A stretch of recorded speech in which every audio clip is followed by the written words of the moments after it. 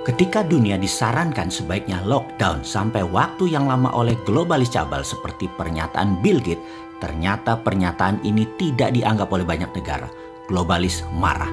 Akhirnya COVID benar-benar menjadi tidak selesai. Dunia pasti sebentar lagi akan bukan dunia yang dulu lagi, yang saling terkoneksi. COVID tipe baru dilepaskan globalis di berbagai wilayah dunia. Lebih dari 10 macam COVID yang memerlukan 10 macam vaksin juga. Sehingga ada 19 macam coronavirus beredar saat ini. Yang berefek kemudian adalah banyak negara yang panik, bingung, dan terpukul ekonominya. Sehingga yang akan terjadi masing-masing negara adalah melakukan menutup dirinya dan konsentrasi untuk internal bangsa dan negara masing-masing. Itulah deglobalisasi yang sebentar lagi pasti terjadi. Hal ini, masalah deglobalisasi, lockdown atau PSBB adalah hal yang dimaui oleh globalis agar banyak negara menyerah dengan kemauan globalis. Di dalam negeri, Indonesia memiliki musuh abadi.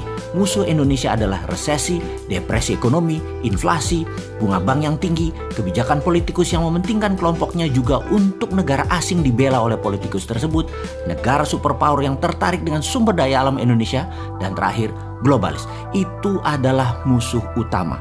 Untuk itu, Indonesia harus berstrategi. Sementara dunia akhirnya meyakini bahwa COVID akan bersama manusia dalam waktu yang cukup lama, bahkan hingga 5 tahun ke depan atau 10 tahun ke depan akan masih ada. Lalu apa yang terjadi di dunia sebentar lagi?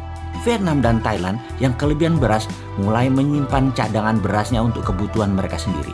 Rusia, penghasil gandum untuk Eropa dan Timur Tengah, mulai memikirkan untuk kebutuhan nasionalnya. Amerika pun mulai menyetok minyak bumi dari Timur Tengah. Cadangan pangan Cina dan cadangan energi Tiongkok sedang dikuras oleh Amerika. Karena pandemi ini, seluruh negara dunia menjadi egois, memikirkan bangsa dan negaranya sendiri. Ekspor-impor antar negara berkurang. Efek global seakan menunggu genderang perang meletus yang memang diadu oleh globalis. Saat ini Hong Kong tegang, Myanmar tegang, Taiwan tegang, Korea Selatan tegang, Jepang tegang. Bahkan Amerika masih tegang di dalam negerinya, juga Tiongkok tegang. Semua negara seakan siap perang. Tiongkok bahkan di sisi timurnya berkumpul semua kekuatan arsenal persenjataannya secara masif sudah tertata. Batu bara dari Indonesia dan Australia ke arah Tiongkok sepertinya akan ditahan di Laut Cina Selatan oleh armada ke-7 Amerika, dan ini akan menimbulkan tekanan kuat ke Tiongkok yang tidak punya suplai energi. Listrik bisa padam di Tiongkok sebentar lagi. Alat komunikasi bisa mati di Tiongkok sebentar lagi. Armada kelima di Timur Tengah milik Amerika terus mengganggu memperlambat kapal bahan bakar minyak ke Tiongkok. Armada 7 Amerika di Laut Cina Selatan mengontrol Vietnam, Thailand, dan negara ASEAN dilarang menyuplai ke Tiongkok untuk pangan. Tiongkok pasti murka. Lalu bagaimana sikap Indonesia? Di tengah pandemi corona yang berkecamuk perang globalis versus nasionalis Amerika, sesungguhnya posisi Indonesia tidak mendukung globalis maupun tidak mendukung nasionalis Amerika. Namun masalah Indonesia adalah terlalu mengandalkan asing IMF, World Bank, serta mitra dagang investasi ambil negara Tiongkok. Sesungguhnya kalau jadi perang berkepanjangan antara Amerika dan Tiongkok, maka inilah kesempatan emas membangun Indonesia tanpa globalis, tanpa asing, tanpa asing.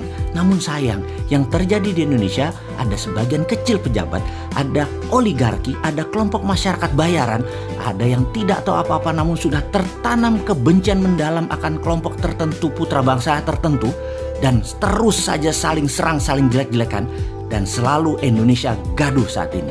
Sosial media mengambil peran besar mengendalikan doktrin maupun hasutan. Bangsa Indonesia mulai dari pejabatnya, penguasanya, pengusahanya, sampai rakyat terbawah tidak sadar memakan propaganda dari globalis. Tapi ada juga yang sadar ini semua terjadi tapi mengambil kesempatan melacurkan dirinya baik ke asing, asing atau globalis.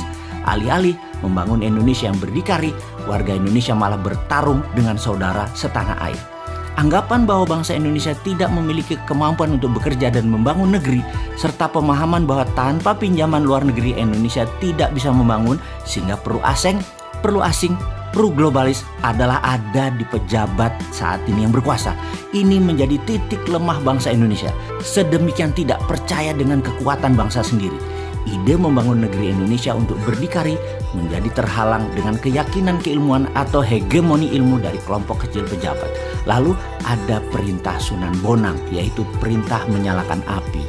Tinitah Sabdo Sumuruping Dahono yang seharusnya terjadi di masa sekarang ini telah menunggu selama 5 tahun lebih perintah tersebut untuk dilaksanakan. Di suatu tempat di Gunung Merbabu, Nara sedang melaksanakan latihan rutinnya ketika dia mendapati sebuah pesan dari kakaknya. Adikku, kamu harus turun gunung sekarang. Lihatlah negerimu. Kini saatnya kamu bela tanah airmu. Bebaskan negerimu dari cengkraman asing. Aku belum siap. Aku masih belum siap. Nara berkata meragukan dirinya.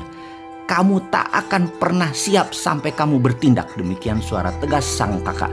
Di saat globalis asing-asing sibuk, Indonesia malah gagap di dalam negeri. Bukannya mengambil kesempatan untuk menggerakkan kedaulatan mendominasi selat dan laut di dalam Indonesia. Bukannya memanfaatkan kekuatan sumber daya alam mineral dan membangun kekuatan pangan. Tapi malah nyender ke oligarki, globalis, dan negara besar. Inilah misi berat. Apa itu misinya?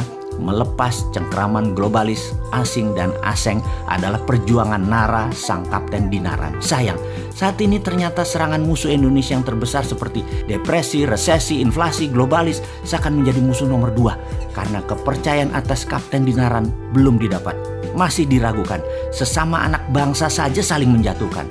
Nara, sang kapten Dinaran terpaksa harus mengemban misi yang berat berbekal kemampuan yang masih terbatas. Dia belum selesai melakukan pelatihan di Kawah Chandra di Muka di puncak Gunung Merbabu.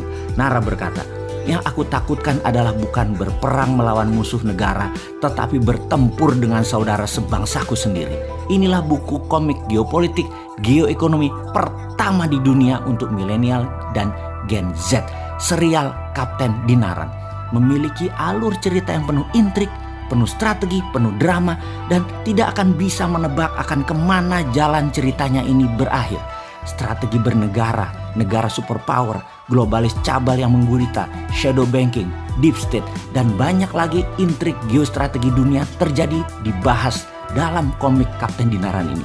Yang menjadi pertanyaan, bisakah globalis dikenali, dikalahkan, dan dibongkar oleh Nara sang Kapten Dinaran?